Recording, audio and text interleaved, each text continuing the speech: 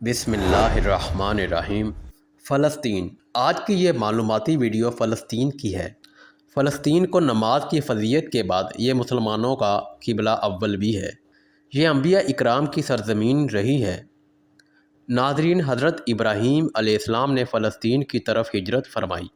حضرت موسیٰ علیہ السلام نے اپنے ساتھیوں سے اسی ملک میں یہ کہا تھا کہ اس مقدس علاقے میں جاؤ، اس لیے کہ یہ انبیاء اکرام کی سرزمین ہے۔ اللہ تعالیٰ نے حضرت لوط علیہ السلام کو اس عذاب سے نجات دی جو ان کی قوم پر اسی جگہ نازل ہوا تھا۔ حضرت زکریا علیہ السلام کا محراب بھی اسی شہر میں تعمیر ہوا، اور حضرت داؤد علیہ السلام نے اسی جگہ قیام کیا اور اسی جگہ اپنا ایک محراب بھی تعمیر کیا۔ حضرت سلیمان علیہ السلام اسی جگہ بیٹھ کر ساری دنیا پر حکومت کرتے تھے۔ فلسطین یہی وہ جگہ ہے جہاں پر معجزات وقوع پذیر ہوئے، جہاں کنواری حضرت بی بی مریم رضی اللہ تعالیٰ عنہ کے بطن سے حضرت عیسیٰ علیہ السلام کی پیدائش ہوئی۔ جب حضرت عیسیٰ علیہ السلام کو ان کی قوم نے قتل کرنے کا ارادہ کیا تو اللہ تعالیٰ نے حضرت عیسیٰ علیہ السلام کو اسی پاک جگہ سے آپ کو زندہ اٹھا لیا۔ قیامت کی علامات میں سے حضرت عیسیٰ علیہ السلام کا زمین پر اسی جگہ فلسطین میں قیام پذیر ہوں گے۔ ہجرت کے بعد حضرت جبرائیل علیہ السلام دوران نماز اللہ کے حکم سے حضور صلی اللہ علیہ وآلہ وسلم کو مسجد اقصیٰ سے بیت اللہ کعبہ کی طرف رخ کروایا تھا۔ طالوت اور جالوت کا واقعہ بھی اسی ملک میں ہوا تھا اور ان کے درمیان جنگ بھی ہوئی تھی۔ فلسطین کے شہر میں ہی باب لوط کے مقام پر حضرت عیسیٰ علیہ السلام دجال کو قتل کریں گے۔ فلسطین سے ہی یاجوج ماجوج کا ظہور ہوگا اور یاجوج ماجوج اسی جگہ سے فساد کا کام شروع کریں گے۔ دور اسلام میں فلسطین میں حضرت عمر رضی اللہ تعالیٰ عنہ چل کر آئے اور مسجد اقصیٰ میں نماز ادا کی۔ زمین پر سب سے پہلی مسجد مسجد الحرام اور دوسری مسجد مسجد الاقصیٰ بنائی گئی، جو کہ فلسطین میں موجود ہے، جہاں پر انبیاء اکرام کے تبرکات موجود تھے، جن میں حضرت سلیمان علیہ السلام کی طلسماتی انگوٹھی اور حضرت موسیٰ علیہ السلام کی لاٹھی بھی تھی۔ یہ سب چیزیں ایک صندوق میں تھیں جسے تابوت سکینہ کہا جاتا ہے۔ اب وہ صندوق وہاں موجود نہیں ہے۔ جب قرآن پاک کا نزول ہوا، قدس کے شہر میں مسجد کو مسجد اقصیٰ رکھا گیا۔ مسجد اقصیٰ کے شہر کو رومیوں سے بچانے کے لیے یہاں 5000 سے زائد صحابہ اکرام نے جان شہادت دی، جو کہ سلسلہ ابھی تک جاری ہے۔ یہ شہر شہیدوں کا شہر کہلاتا ہے۔ محل وقوع کے اعتبار سے فلسطین براعظم ایشیا کے مغرب میں بحر متوسط کے جنوبی کنارے پر واقع ہے۔ اس علاقے کو مشرقی وسطیٰ بھی کہا جاتا ہے۔ شمال میں لبنان اور جنوب میں مصر اور مشرق میں شام اور اردن سے فلسطین کی سرحدیں ملی ہوئی ہیں، اور مغرب میں طویل ساحل ہے۔ فلسطین کا رقبہ غزہ سمیت 28,000 کلومیٹر پر مشتمل ہے۔ پاک گھر امت مسلمہ کا قبلہ اول یروشلم اور اس کی عبادت گاہ، جس کی بنیاد حضرت داؤد علیہ السلام نے رکھی اور تکمیل حضرت سلیمان علیہ السلام نے کی۔ عام طور پر شہر یروشلم کو بھی بیت المقدس ہی کہا جاتا ہے۔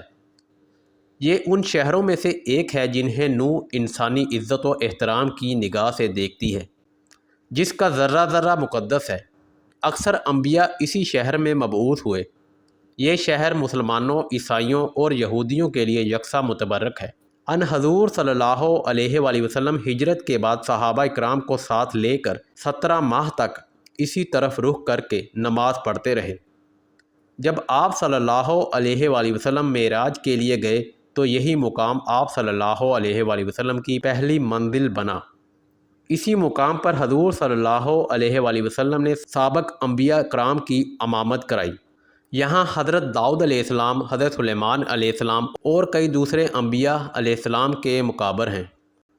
حضرت داؤد علیہ السلام نے شہر مقدس پر 33 سال حکومت کی۔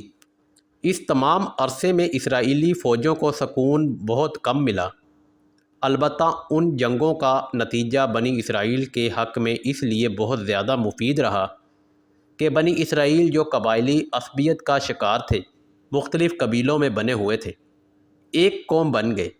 حضرت داؤد علیہ السلام کی دلی خواہش تھی کہ وہ ایک معبد بنائیں، لیکن اسرائیلی روایات کے مطابق انہیں خواب میں بتایا گیا کہ اللہ کا مستقل گھر ان کے بیٹے کے عہد میں تعمیر ہوگا۔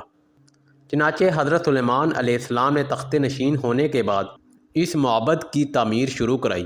یہ عمارت اسی جگہ تعمیر ہوئی جسے داؤد علیہ السلام نے منتخب کیا تھا۔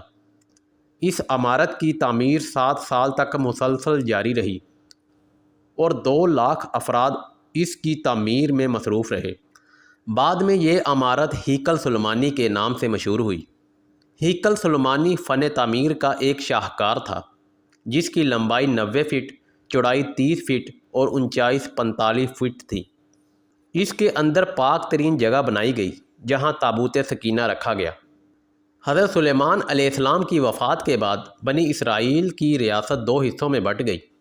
اس کے ساتھ ہی بنی اسرائیل فاحش، حرام کاری اور عیاشی میں مبتلا ہو گئی اور انہوں نے ایک اللہ کو چھوڑ کر بتوں کی پوجا کرنی شروع کر دی۔ رجان بن سلمان کو تخت پر بیٹھے 5 سال ہوئے تھے کہ شاہ مصری شاک نے یروشلم کی طرف پیش قدمی کی اور بغیر مزاحمت کے شہر میں داخل ہو گیا۔ وہ ہیکل سلیمانی اور عبادت گاہ کی تمام قیمتی چیزیں شاہی خزانوں کے ساتھ لوٹ کر لے گیا۔ حزقیہ نے اپنے دور میں ہیکل سلیمانی کی عظمت کو بحال کیا۔ یہود کی پہلی قوم تباہی و بربادی بخت نصر کے ہاتھوں میں ہوئی۔ اس تباہی میں نہ صرف ہیکل سلیمانی کا نام و نشان مٹ گیا بلکہ دیگر صحائف کے ساتھ ساتھ تورات بھی غائب ہو گئی۔ بخت نصر کے اس حملے کے بعد تابوت سکینہ ایسا غائب ہوا کہ آج تک اس کا سراغ نہیں لگایا جا سکا۔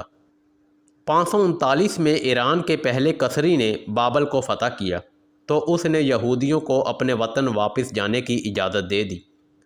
چنانچہ جب یہودی یروشلم واپس آئے تو انہوں نے یوشع بن یوصدیق قیادت میں ہیکل سلیمانی کی تعمیر دوبارہ شروع کی۔ 516 میں یہ تعمیر مکمل ہوئی، لیکن ہیرو اعظم کے دور میں جو رومی شہنشاہ کے باجگزار کی حیثیت سے یہاں کا بادشاہ بنا، بیت المقدس نے دوبارہ سلیمان علیہ السلام کے عہد کی عظمت حاصل کر لی۔ اس بادشاہ نے ہیکل سلیمانی کو ازسر نو عظمت بخشی۔ بقول کیپٹن وارن ہیرود کے وسیع کردہ ہیکل کا رقبہ تقریباً 1000 فٹ تھا اور شان و شوکت میں سلیمان علیہ السلام کے تعمیر کردہ ہیکل سے کسی طرح ہیکل کم نہ تھا۔ 70 عیسوی میں جب رومی شہنشاہ ٹیٹس شہر میں داخل ہوا اور رومی سپاہی یہودیوں کا تعاقب کرتے ہوئے ہیکل کے اندرونی صحن میں داخل ہوئے تو ایک یہودی نے جلتی ہوئی مشال ہیکل کے اندر پھینک دی، جس سے ہیکل میں آگ بھڑک اٹھی اور یہ جل کر راکھ ہو گیا۔ اس مرتبہ ہیکل کی تباہی خود یہودیوں کے ہاتھوں ہوئی۔ جب دوبارہ معبد ہیکل تیار ہوا تو رومیوں نے اسے گرا کر اس کی جگہ ہل چلا دیا۔ اس بات کو فرنگی مورخین اور ماہرین آثار قدیمہ تسلیم کرتے ہیں کہ ہیرود کا تعمیر کردہ ہیکل تباہ ہو جانے کے بعد صدیوں تک اس جگہ پر ملبے اور غلاظت کے ڈھیر پڑے رہے۔ یہودیوں سے لوگ نفرت کی بنا پر لوگ کوڑا کرکٹ اسی جگہ پھینکتے تھے۔ چنانچہ حضرت عمر رضی اللہ تعالیٰ عنہ کے زمانے میں جب مسلمانوں نے بیت المقدس فتح کیا تو اس وقت یہاں یہودیوں کا کوئی معبد نہ تھا بلکہ کھنڈر پڑے ہوئے تھے۔ حضرت عمر رضی اللہ تعالیٰ عنہ کے حکم سے ان کھنڈرات پر ایک مسجد کی تعمیر ہوئی۔ تقریباً اس سادہ سی تعمیر کے 50 سال بعد اموی خلیفہ عبد الملک بن مروان نے 72 ہجری 290 عیسوی میں مسجد اقصی اور کعبۃ الزہرا کی بنیاد اٹھائی۔ یہ خلیفہ کعبۃ الزہرا کی تعمیر ہی مکمل کر سکا۔ مسجد اقصی کی تعمیر کا کام جو ادھورا رہ گیا تھا ولید بن عبد الملک نے مکمل کرایا۔ وہ مقدس مقامات جن کی بدولت یہ مقدس شہر مسلمانوں، عیسائیوں اور یہودیوں کی عقیدتوں کا مرکز ہے، اکثر بیشتر شہر کی مشرقی پہاڑی پر ایک احاطہ میں ہے جس کو مسلمان حرم شریف اور یہودی بیت اللحم کے نام سے پکارتے ہیں۔ یہ بیت المقدس کا مقدس ترین حصہ ہے۔ ڈاکٹر برکلے کے بیان کے مطابق حرم شریف 35 ایکڑ پر مشتمل ہے۔ مسجد اقصی اور کعبۃ الزہرا اسی حرم میں ہے۔ حرم میں جگہ جگہ بلند مقامات ہیں جنہیں مسلمان محراب کہتے ہیں اور ان کے سامنے نوافل ادا کرتے ہیں۔ حرم شریف میں 4 حوض وضو کے لیے اور 5 منبر واعظین کے لیے ہیں۔ اندرونی بیرونی دروازوں کی تعداد 50 ہے۔ احاطہ حرم کے اندر جو زیارتیں ہیں ان میں مسجد اقصیٰ اور کعبۃ الزہرا کے علاوہ اور بھی عمارات ہیں۔ ناظرین محترم، یہ تھی آج کی ویڈیو۔ مزید ایسی اسلامک ویڈیو دیکھنے کے لیے ہمارے چینل کو سبسکرائب کر لیں۔ ناظرین، ملتے ہیں ایک نئی ویڈیو کے ساتھ، ایک نئے ٹاپک کے ساتھ۔ اللہ حافظ۔